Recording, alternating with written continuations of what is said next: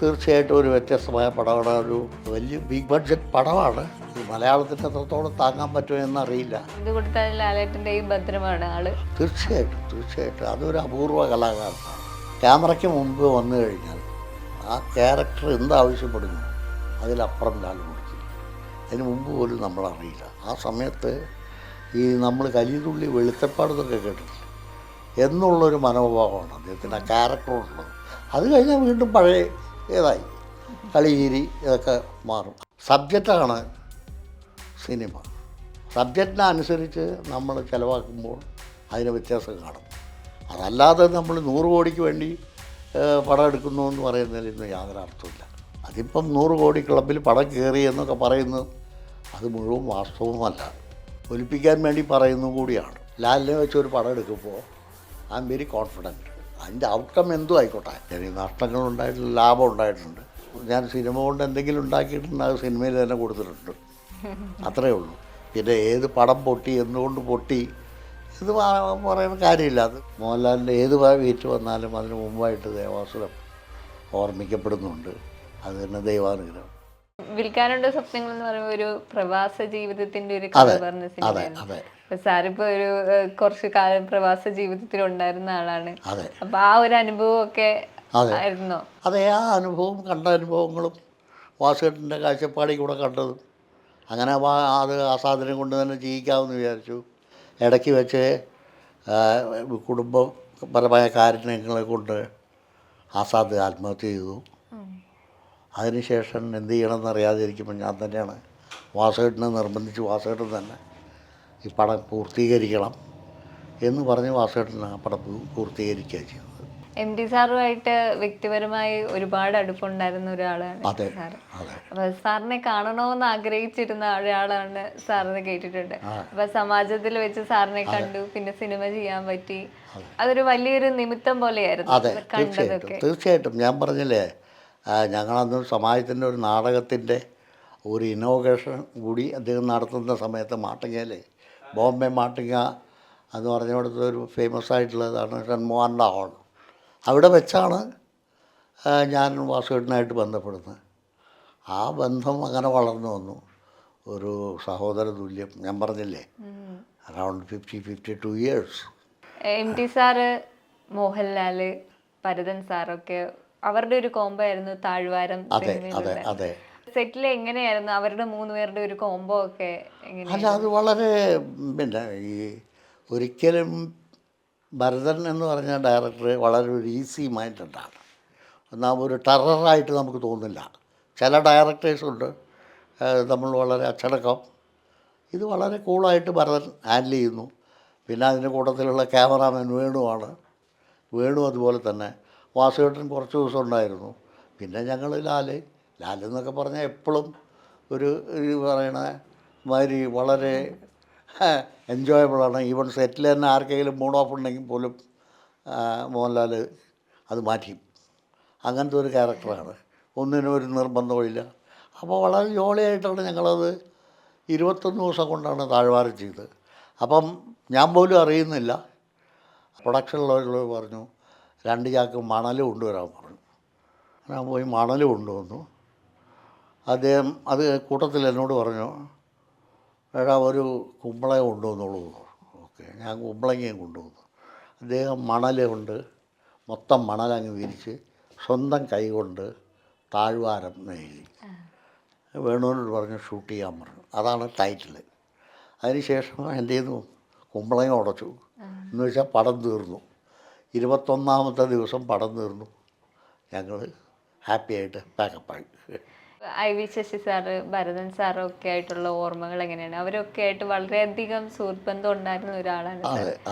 അവരൊക്കെ ആയിട്ടുള്ള ഒരു ഓർമ്മകൾ എന്ത്? ഓർമ്മകൾ എന്ന് പറഞ്ഞാൽ ഭരതനായി ഈ പറഞ്ഞ മാതിരി ഞങ്ങൾ മദ്രാസിലുള്ളപ്പോൾ മിക്കവാറും ഞങ്ങൾ വൈകിട്ട് കൂടും. ആ കൂട്ടത്തിൽ വെച്ചാണ് ഞാൻ പത്മരാജനായിട്ട് പരിചയപ്പെട്ടു. അതും എന്നെ നല്ലൊരു ബന്ധമായിട്ട് വളർന്നു വന്നു. അപ്പം ഞാൻ ദുബൈയിലാണ്, ഇടയ്ക്ക് ഇങ്ങനെ വരും. അപ്പോൾ ആ കൂട്ടത്തിൽ വന്നപ്പോഴാണ് ഞാൻ പത്മരാജനെ വെച്ചൊരു പടം ചെയ്യണം എന്ന് പറഞ്ഞു. അങ്ങനെയാണ് കള്ളൻ പവിത്രൻ എന്ന് പറഞ്ഞത് ഉണ്ടാകുന്നത്. പക്ഷേ നിർഭാഗ്യവശാൽ എനിക്കത് ചെയ്യാൻ കഴിഞ്ഞില്ല. അത് പിന്നീട് അരോമാമണിയാണ് ആ പടം ചെയ്ത് നെടുമുടി വേണു, ഭരത് ഗോപിയൊക്കെ ആയിട്ട് പടം നല്ല പടമായിരുന്നു. അപ്പം ആ ബന്ധം ഞങ്ങളെപ്പോഴും ഈവനിങ്ങിൽ കാണുന്നു, സോഷ്യലാണ്. ഇതേമാതിരി തന്നെയാണ് ഐ വി ശശിയായിട്ടും. ഞാൻ താമസിക്കുന്നിടത്ത് വൈകിട്ട് ഐ വി ശശി ഉണ്ടായിരിക്കും. അപ്പോൾ സീമ തന്നെ പറയും, എവിടെ ആ ശശിയേട്ടൻ? ആ ശശിയേട്ടൻ മേനേട്ടൻ്റെ വീട്ടിലുണ്ടാവും എന്ന് പറയും. അല്ലെങ്കിൽ ഞാൻ താമസിക്കുന്നിടത്ത്. നല്ല ബന്ധമാണ് നമ്മൾ തമ്മിൽ പുലർത്തിയിരുന്നത്. കാരണം നമുക്ക് നേടാനുള്ളതെന്ന് ഞാൻ വിശ്വസിക്കുന്നത് സ്വല്പം ബന്ധങ്ങളും ഇതൊക്കെ തന്നെ. ഇന്നല്ലെങ്കിൽ നാളെ നമ്മളൊക്കെ പോകും. അപ്പോൾ ബന്ധങ്ങൾ കഴിയുന്നത് നിലനിർത്തുക എന്നുള്ള ഒരു കാഴ്ചപ്പാടാണ്. പരിചയപ്പെട്ടവനെ മറക്കാതിരിക്കുക, ആ സഹവാസത്വം മാക്സിമം കൊണ്ടു നടക്കുക എന്നുള്ളൊരു നിർബന്ധ ബുദ്ധിക്കാരനാണ് ഞാൻ. ഇപ്പൊ ദേവാസുരം എന്ന് പറയുന്ന സിനിമ അന്നൊരു ബിഗ് ബഡ്ജറ്റ് ചിത്രമായിരുന്നു. അപ്പൊ ഇന്നായിരുന്നെങ്കിൽ അതിന് എത്രത്തോളം ബഡ്ജറ്റ് വരുമായിരുന്നു? ഇന്നായിരുന്നെങ്കിൽ ഇന്ന് അതൊരു ആ പടം എടുക്കണമെങ്കിൽ ഒരു 40 കോടി കിലോ. അന്നത് 95 അന്ന് എല്ലാം കൂടെ ഒരു 1.3 വന്നു. അത് ഇതുപോലെ ഒരു നിമിത്തം പോലെ ഉണ്ടായ ഒരു പടമാണ്. ഞാൻ കള്ളനും പോലീസ് എന്ന് പറഞ്ഞൊരു പടം ചെയ്തു. അതിനു മുമ്പ് ശ്രീകുമാരൻ തമ്പി സാറാണ് ആ സ്ക്രിപ്റ്റ് എഴുതിയത്. ഐ വി ശശി ചെയ്തു. പടം തെറ്റില്ലാത്ത പടമാണ്. പക്ഷേ അന്നത്തെ സ്റ്റാൻഡേർഡിന് ഐ വി ശശി അല്ലാതെ ആ പടം ചെയ്യേണ്ടിരുന്നത് എന്തെങ്കിലും ചെറിയ ഡയറക്ടേഴ്സ്. അപ്പോൾ ഇത് കഴിഞ്ഞ് ഞങ്ങൾ മഹാറാണിയിൽ വന്ന് ഇതിനൊക്കെ ശേഷം ഫെയിലിയറിന് ശേഷം ഒരു ദിവസം താമസിക്കുമ്പോഴാണ് രഞ്ജിത്തും അഗസ്റ്റിൻ എന്ന് പറയുന്ന നടൻ, അതായത് ആനി അഗസ്റ്റിൻ്റെ ഫാദർ മരിച്ചുപോയി. അവർ വന്നൊരു കഥ പറയുന്നു. അപ്പോൾ ഞാൻ യൂഷ്വലി ഉച്ചയ്ക്ക് ഊണ് കഴിഞ്ഞാൽ കുറച്ച് നേരം മയങ്ങും. അപ്പോൾ ഞാനിങ്ങനെ മയങ്ങി കിടക്കുന്നു. അതിനിടയ്ക്ക് രഞ്ജിത്ത് കഥ പറയുന്നു, നമുക്ക് മുരളിയെ കൊണ്ട് ചെയ്യിക്കാം.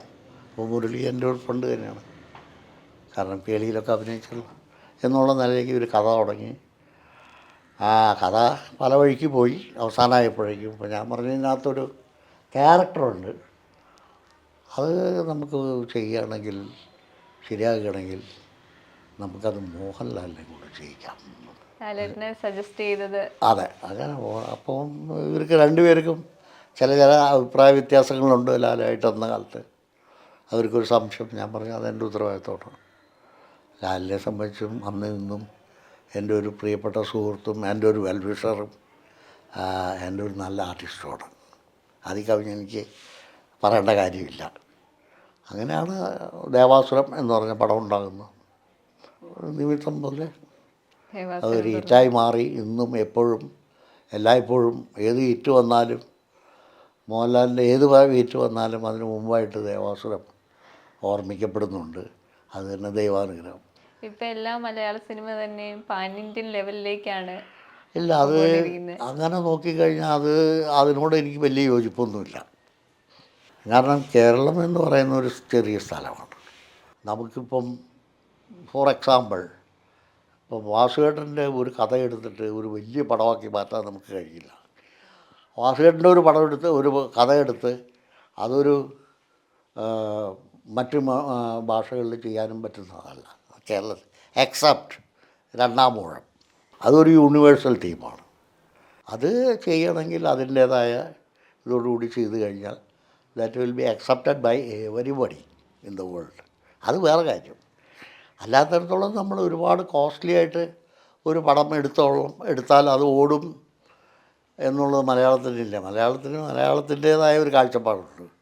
പക്ഷെ അതേ മലയാളം ടേസ്റ്റ് ഇല്ലാത്ത ഒരു മലയാള പടം നമുക്ക് ചിലപ്പോൾ ഇഷ്ടപ്പെടില്ല. അതേസമയം ഒരു തമിഴ് പടമാണ്, ഒരു തെലുങ്ക് പടമാണെങ്കിൽ അത് എന്തും ആയിക്കോട്ടെ, കഥ ഉണ്ടോ ഇല്ലയോ അടിയോ നമ്മൾ ആസ്വദിച്ചിരുന്ന് കാണും. അത് മലയാളിയുടെ ഒരു സ്വഭാവമാണ്. പക്ഷേ മലയാളത്തിൽ വരുമ്പോൾ മലയാളിയാണ്. ആ മലയാളിത്തം വേണം. പഴയ സിനിമകളെന്നൊക്കെ പറഞ്ഞാൽ ഒരുപാട് റിപ്പീറ്റ് വാല്യൂ ഉള്ള സിനിമകളായിരുന്നു. പക്ഷെ ഇപ്പം വരുന്ന സിനിമകളെന്ന് വെച്ചാൽ 100 കോടി ക്ലബിൽ കയറാൻ വേണ്ടി മത്സരിക്കുന്ന സിനിമകളാണ്. അപ്പം പഴയ സിനിമകളിൽ നിന്ന് ഇപ്പോഴത്തെ നമ്മുടെ സിനിമകൾ ഇത്രത്തോളം മാറി.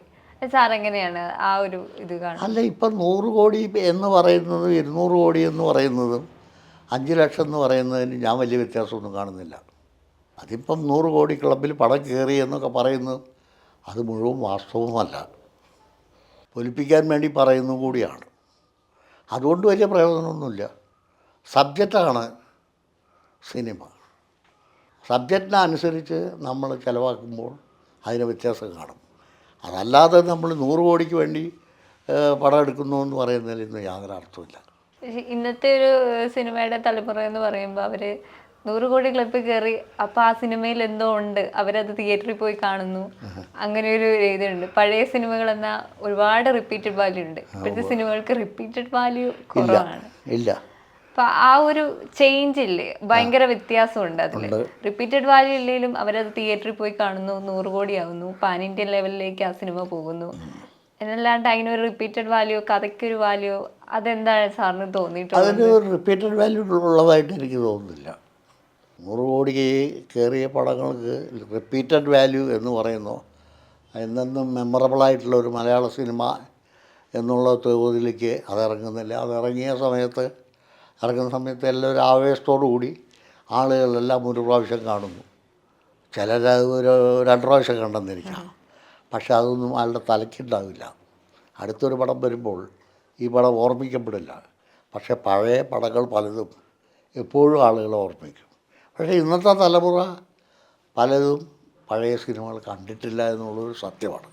അതുകൊണ്ട് അവർക്ക് അതിനെപ്പറ്റി അറിയില്ല. സാറിൻ്റെ അവസാനത്തെ പടം എന്ന് പറയുന്ന അലക്സാണ്ടർ ദ ഗ്രേറ്റ് ആയിരുന്നു. മോഹൻലാലിനെ വെച്ചുള്ള പടമായിരുന്നു. അപ്പോൾ അലക്സാണ്ടർ ദ ഗ്രേറ്റ് ആ ഒരു പടം സാറിലേക്ക് എത്തിയത് എങ്ങനെയായിരുന്നു? ഞാൻ മുരളി നാഗവള്ളിക്ക് ഒരു പടം ചെയ്യാമെന്ന് പറഞ്ഞു.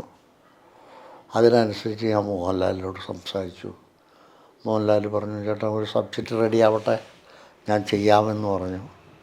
അങ്ങനെ ആണ് ഈ സബ്ജക്റ്റ് ഉണ്ടാകുന്നത്. ഒരു ഇംഗ്ലീഷ് പടത്തിൻ്റെ ഒരു ബേസ് വെച്ചിട്ടാണ് അത് ചെയ്തത്. പക്ഷേ ലാല് പറഞ്ഞ പോലെ പതിവ് പോലെ നമ്മളോടുള്ള ബന്ധത്തിൻ്റെ പുറത്ത് അത് ചെയ്തു. പക്ഷെ അത് ഏറ്റില്ല എന്നുള്ളതാണ് ഒരു വാസ്തവം. സാറിപ്പോൾ ഒരുപാട് സിനിമകൾ എടുത്തു, അതിലിപ്പോൾ സാമ്പത്തിക നേട്ടങ്ങൾ ഉണ്ടാക്കാതെ പോയ സിനിമകളുണ്ട്. അത് ഏതൊക്കെയായിരുന്നു പഴയ ചിത്രങ്ങളിൽ? നമ്മളങ്ങനെ എണ്ണം പറയേണ്ട കാര്യമില്ല. അപ്പം നമ്മളത് പറയുമ്പം അത് ചിലപ്പം മറ്റുള്ളവരെ വേദനിപ്പിക്കുന്നതായിരിക്കും. അതിനകത്ത് അർത്ഥമില്ല. എനിക്ക് നഷ്ടങ്ങളുണ്ടായിട്ടില്ല, ലാഭം ഉണ്ടായിട്ടുണ്ട്. പക്ഷേ ഇന്ന് ഏത് സ്ഥിതിയിലാണെന്ന് ചോദിച്ചാൽ സ്റ്റഗ്നൻ്റാണ്. മനസ്സിലായില്ലേ? അതുകൊണ്ട് ഞാൻ സിനിമ കൊണ്ട് എന്തെങ്കിലും ഉണ്ടാക്കിയിട്ടുണ്ട്, അത് സിനിമയിൽ തന്നെ കൊടുത്തിട്ടുണ്ട്. അത്രയേ ഉള്ളൂ. പിന്നെ ഏത് പടം പൊട്ടി, എന്തുകൊണ്ട് പൊട്ടി എന്ന് പറയുന്ന കാര്യമില്ല. അതൊരു സ്വാഭാവികമാണ്. അതിൻ്റെ തലവരെയാണ് ആ പടത്തിൻ്റെ. അപ്പോൾ അതിനെ നമ്മൾ എണ്ണി പറഞ്ഞ് അതിൻ്റെ കുറ്റങ്ങൾ പറഞ്ഞിട്ടോ അല്ലെങ്കിൽ അതിൻ്റെ സംവിധായകനെ പറഞ്ഞിട്ടോ എഴുത്തുകാരനെ പറഞ്ഞിട്ടോ ഒന്നും കാര്യമില്ല. അതല്ലേ എൻ്റെ തലവരെയാണ്. പ്രൊഡക്ഷൻ മാത്രമായിരുന്നു താല്പര്യം, അതോ അഭിനയിക്കാനുള്ള താല്പര്യം? സിനിമയിലേക്ക് അഭിനയിക്കാനുള്ള താല്പര്യം ഉണ്ടോ എന്ന് ചോദിച്ചു കഴിഞ്ഞാൽ എൻ്റെ പല പടത്തിൽ ഞാൻ അഭിനയിക്കേണ്ടി വന്നിട്ടുണ്ട്, ചെറിയ വേഷങ്ങളിലൊക്കെ. ഇപ്പോൾ ഈവൺ ലേറ്റ്ലി യാത്രാമൊഴി എന്ന് പറഞ്ഞ പടത്തിൽ തന്നെ ഞാനൊരു യൂണിയൻ നേതാവായിട്ട്, അത് ആക്ച്വലി കൊച്ചിൻ അനീമയ്ക്ക് വെച്ചിരുന്നതാണ്, വരാൻ പറ്റിയില്ല. 14 വർഷത്തിന് ശേഷമാണ് ശിവാജി സാർ ക്യാമറയ്ക്ക് മുമ്പ് വരുന്നത്. അങ്ങേർക്ക് ഒരുപാട് പരിമിതികളുണ്ട്. 3 മണിക്കൂറിന് കൂടുതൽ അഭിനയിക്കില്ല എന്ന് പറഞ്ഞ ഒരു കക്ഷി അതിന് കൂടുതൽ അഭിനയിക്കുകയും അദ്ദേഹത്തെയൊക്കെ മലയാള ഇൻഡസ്ട്രി കണ്ടുപിടിക്കേണ്ടതാണ്. അപ്പോൾ അങ്ങനെ ഒരു വേഷം അനീഫ വരാത്തതുകൊണ്ട് ഞാൻ ചെയ്യേണ്ടി വന്നു. കേളിയിൽ ഭരതം പറഞ്ഞൊരു ഇൻസ്പെക്ടർ, അത് ഞാൻ ചെയ്തു. അങ്ങനെ ആരെങ്കിലും വിളിച്ച് പറയണം ഇന്ന റോള് ചെയ്യണം, ഇന്നതൊന്നുണ്ട് ഒന്ന് ചെയ്യാൻ പറഞ്ഞാൽ ചെയ്യും. അറിയായൊന്നുമില്ല, പക്ഷെ അതിൻ്റെ പുറകെ നടന്നിട്ടില്ല. എല്ലാം നമുക്ക് കയ്യിൽ ഭദ്രമാണ്. സാറിൻ്റെ കൂടുതൽ സിനിമകളും മോഹൻലാലിനെ വെച്ചാണ് ചെയ്തിരിക്കുന്നത്. അപ്പം അതെന്തുകൊണ്ടാണ് മോഹൻലാലിനെ തന്നെ കാസ്റ്റ് ചെയ്ത് അങ്ങനെ സിനിമകൾ കൂടുതൽ എടുക്കാനുള്ളത്? അതായത് മോഹൻലാലുമായിട്ടുള്ള എന്തായാലും പറയുന്ന ഒരു സിങ്ക്രണൈസേഷൻ, അതല്ലെങ്കിൽ ആ ഒരു അടുപ്പം ചെയ്യാനുള്ള താല്പര്യം. അത് പടം എന്ന് പറഞ്ഞാൽ എനിക്ക് ഇപ്പോഴും ഞാൻ ആരാധനയോടുകൂടി മോഹൻലാലെ കാണുന്നതും കൂടെ അതിലപ്പുറത്തേക്ക് ഒരു വലിയ ആർട്ടിസ്റ്റ് എന്നുള്ളതിൽ കവിഞ്ഞ് ഞാനൊരു സഹോദരൻ്റെ തുല്യമാണ് ആ മോഹൻലാലിനെ കാണുന്നത്. അപ്പോൾ എനിക്ക് ഞാൻ വളരെ ഫ്രീ ആണ്. ലാലിനെ വെച്ചൊരു പടം എടുക്കുമ്പോൾ ഐ എം വെരി കോൺഫിഡൻറ്റ്. അതിൻ്റെ ഔട്ട്കം എന്തും ആയിക്കോട്ടെ. പക്ഷെ വളരെ ലാവിഷായിട്ട് വളരെ കാം പീസ്ഫുള്ള് യാതൊരു ടെൻഷനില്ലാതെ എനിക്കൊരു പടം മോഹൻലാലിനെ വെച്ച് ചെയ്യാൻ പറ്റും. കാര്യം എന്താണെന്ന് വെച്ച് കഴിഞ്ഞാൽ മോഹൻലാൽ ഒരിക്കലും സെറ്റിൽ ടെൻഷൻ്റെ അല്ല. മോഹൻലാലിൻ്റെ ജോലി നന്നായിട്ട് അറിയാം. അപ്പം മറ്റുള്ളവർക്ക് ടെൻഷൻ ഉണ്ടെങ്കിൽ പോലും അത് മോഹൻലാൽ മാറ്റും.